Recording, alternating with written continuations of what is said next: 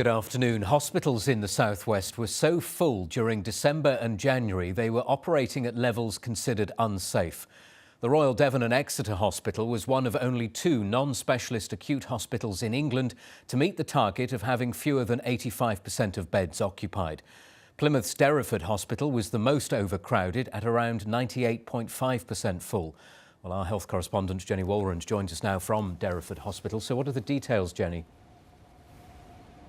Well, these figures are for weekdays from the beginning of December until the 22nd of January, and they show us that only one of our hospitals in the region, the Royal Devon and Exeter, was operating at a level considered to be safe, and that is having no more than 85% of your beds occupied. Above that, and there is an increased risk of infection, delays in treating patients and a drop in productivity.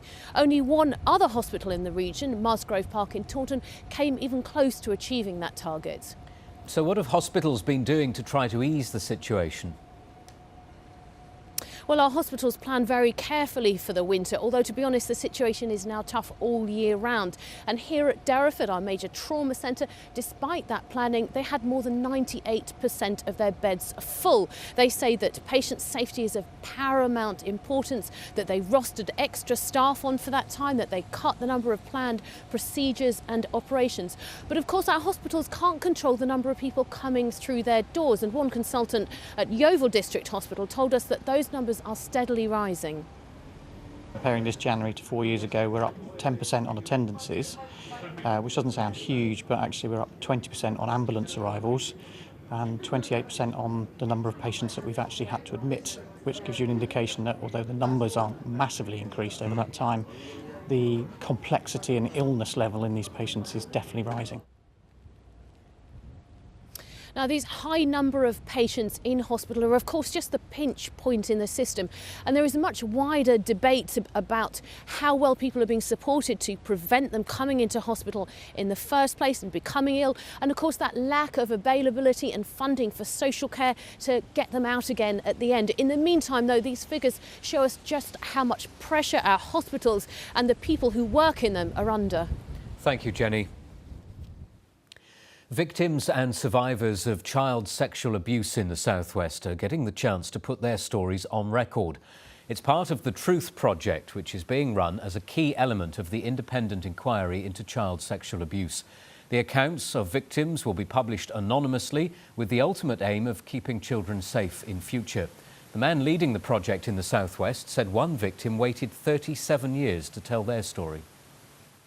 They felt self-blame and denial around what had happened to them, but came to the Truth Project, told their story, and fed back to us afterwards that had been a very helpful experience for them, and encouraged other people to do thinking of coming forward to Truth to do exactly that, come forward and tell their story. A family from Devon is supporting a campaign to reduce the time it takes to detect childhood brain tumours. Jude Ellis from Malden was 6 when he started to display the symptoms of the illness, but wasn't diagnosed until 3 years later. Brain tumours kill more children and young people than any other form of cancer. John Danks reports. 9-year-old Jude Ellis after a successful operation to remove a brain tumour in 2013. Now 12, he and his mum are backing a campaign to speed up the diagnosis of brain tumours in children. Jude was 6 when he started displaying the symptoms. He had what we now know, a very big seizure. His head tilted severely to the side. He just went extremely stiff. Jude also suffered mood swings, recurring vomiting, headaches and tiredness, common signs that a child may have a brain tumour. One of these symptoms alone is not anything to be worried about, but if you have a combination of these symptoms, then you ought to go to your GP.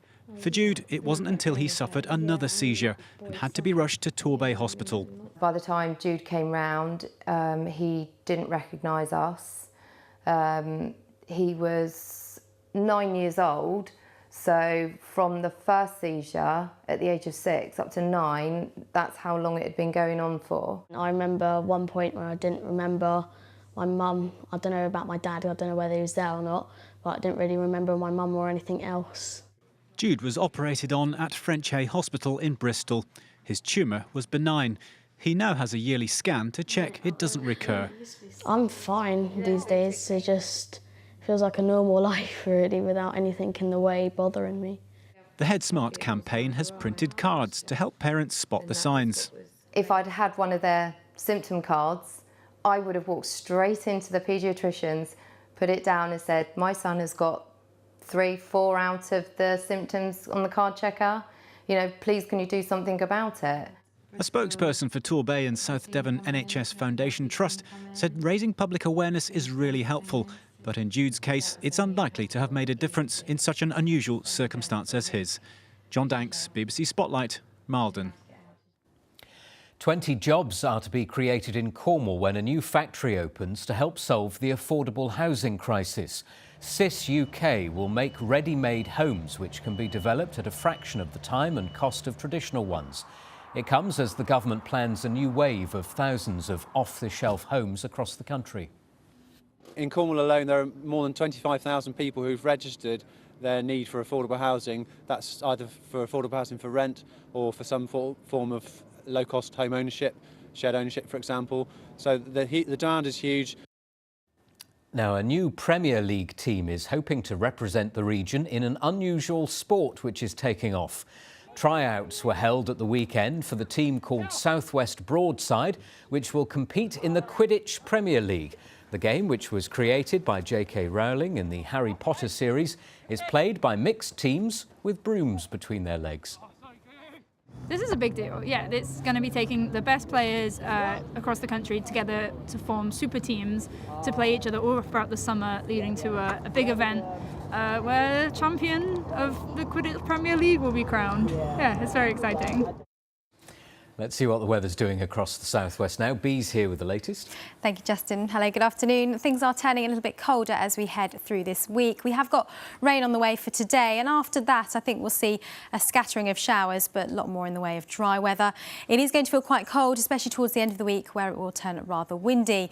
Now, we've got this weather front out towards the west. You can see those southerly winds starting to pick up already. We've got gales across the far west for the Isles of Scilly too, and we'll start to see the bulk of the rain pushing in over the next few hours. By the time we get towards tomorrow, more in the way of sunshine, but there will be a fair few heavy showers, and they could bring the risk of a bit of hail, thunder and even some sleet over the very high ground.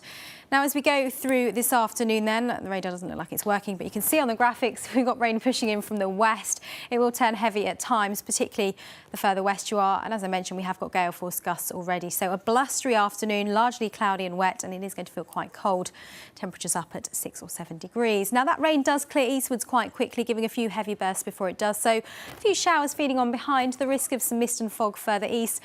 Also the risk of some ice, particularly out towards the west where we get the largely clear skies. Temperatures for most towns and cities hovering above freezing.